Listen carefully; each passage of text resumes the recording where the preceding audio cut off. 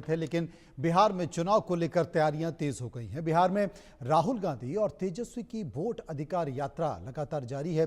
कई जिलों से होते हुए ये यात्रा सीतामढ़ी पहुंची, जहां पर आरजेडी सांसद संजय यादव ने कहा कि इस बार बीजेपी वोट चोरी नहीं कर सकेगी, क्योंकि तेजस्वी यादव राहुल गांधी की वोट अधिकार यात्रा से आम वोटर जागरूक हो चुका है और अपने अधिकार को लेकर सावधान भी है। सुनिए। तेजस्वी यादव और राहुल गांधी वोट अधिकार यात्रा पर निकले हुए हैं और इस यात्रा में देखिए राज्यसभा सांसद संजय यादव भी मौजूद हैं। सर, किस तरह का रुझान आप देख रहे हैं? 10वां 11वां दिन हो गया है। आप देखिए, अपार जन सैलाब बिहार की सड़कों पर उमड़ चुका है। बिहार की हर गली, हर गांव की गली, हर शहर की सड़क, हर घर एक ही आवाज है कि वोट चोरो गद्दी छोड़ो। जो लोकतंत्र और संविधान को खत्म करने की ये साजिश रच रही थी भारतीय जनता पार्टी, जो 65 लाख मतदाताओं के वोट काटना चाहती थी, जो जिंदा लोगों को मुर्दा साबित करने पे तुली हुई थी, उसके खिलाफ बिहार की आवाम का जो रुझान है, जो उनका जज्बा है, अब रात के 7:30 बजे भी आप देखिए यहाँ पैर रखने के लिए जगह नहीं है। सासाराम से सर यात्रा शुरू हुई, वहां से लेकर आज सीतामढ़ी तक किस तरह का बदलाव देख रहे हैं? किस तरह का रुझान और क्या कुछ इससे लेकर आकलन करेंगे? अप्रत्याशित है। जो जितने लोग आप सड़क पे देख रहे हैं, ये राजनीतिक पार्टियों के कार्यकर्ता और समर्थक नहीं है। आम आदमी, हर जाति, हर धर्म और हर वर्ग का लोग इस मुहिम से जुड़ गया है। ये एक आंदोलन बन गया है, लोकतंत्र बचाने का, संविधान बचाने का और चुनाव बचाने का। क्योंकि पिछले विगत इतने चुनाव में जो एक ट्रेंड बन गया कि ये खाली वोटों की चोरी नहीं करते थे, ये सरकारों की भी चोरी करते थे। अब लोग जान गए हैं कि जो ये इलेक्शन कमीशन ऑफ इंडिया नहीं है, ये इलेक्शन सिलेक्शन ऑफ इंडिया हो गया है।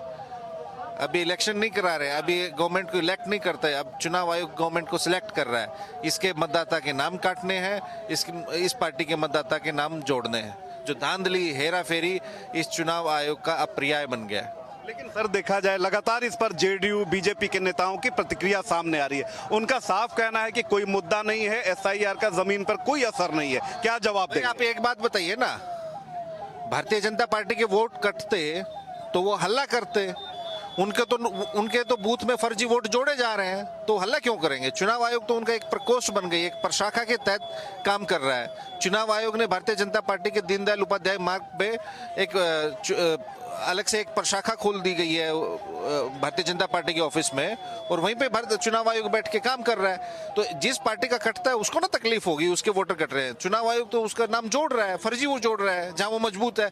तो नहीं तो एक बात बताइए, उनको क्यों हल्ला नहीं हो रहा? इसका मतलब आप दो ही चीज होंगी, भारतीय जनता पार्टी हमारा विपक्षी पार्टी है, तो अगर उसके नाम कटते तो वो भी हमारे हाँ में हाँ मिलाते, क्योंकि चुनाव आयोग अगर इंडिपेंडेंट इंस्टीट्यूशन है तो निसंदेह वो भी उस पर सवाल करते।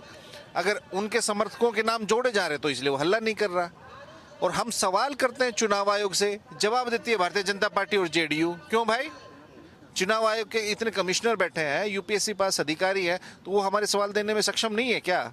जो आप ऐसे ही राह चलते प्रवक्ताओं से बयानबाजी करवा रहे हैं। लगातार आप लोग दौरा कर रहे हैं, 16 दिनों तक ये यात्रा जारी रहेगी, उसके बाद भी आप यात्रा पर।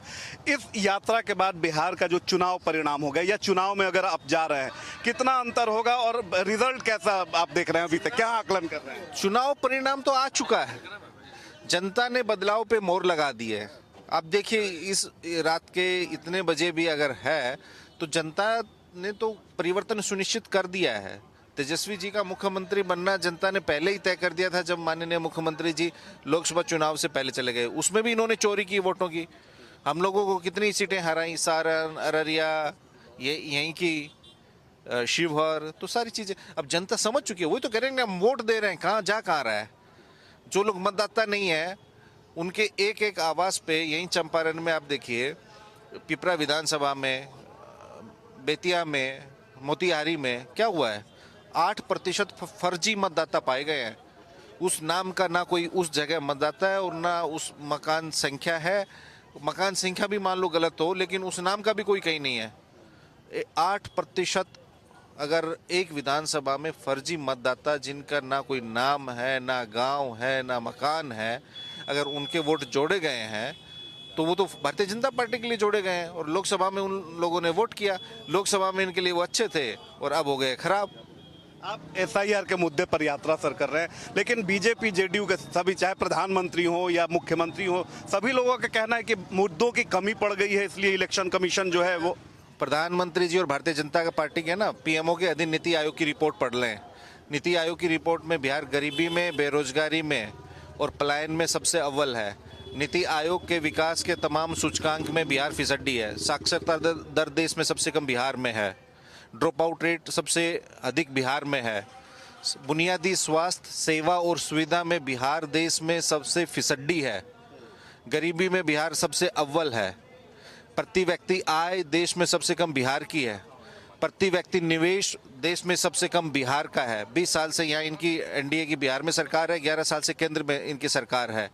जब किसानों की प्रति व्यक्ति आय में बिहार की सबसे कम है, तो बिहार की जो प्रति व्यक्ति आय है वो तो देश के जो सबसे, विश्व के सबसे जो गरीब है, युगांडा, रवांडा, उनसे भी कम है।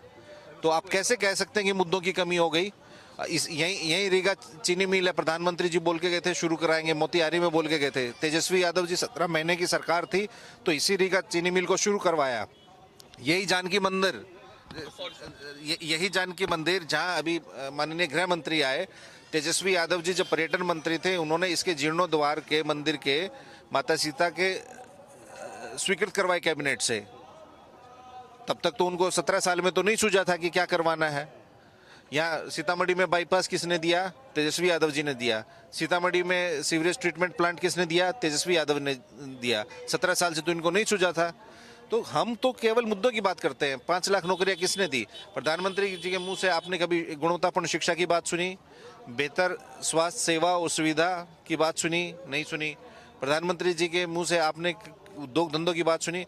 आज प्रधानमंत्री जी 2 दिन से गुजरात में हैं, वहाँ क्या बात कर रहे हैं कि यहाँ 54,000 करोड़ की हमने फैक्ट्री लगाई। बिहार तो क्या कहते हैं कि हमने 12,000, इनके जो उप मुख्यमंत्री और सांसद हैं किस चीज़ पे कूदते हैं कि 12,000 ट्रेन चलाई। यहाँ से मजदूर ले जाओ आप गुजरात में जाएंगे तो विकास की बात करेंगे, बिहार में आएंगे तो विनाश की बात करेंगे। यहाँ नकारात्मक बात करते हैं। वो ये क्यों नहीं कहते कि सीतामढ़ी में हमने ये उद्योग धंधे लगाए, पीछे मुजफ्फरपुर में हमने ये लगाए, पूर्वी चंपारण में हमने ये लगाए।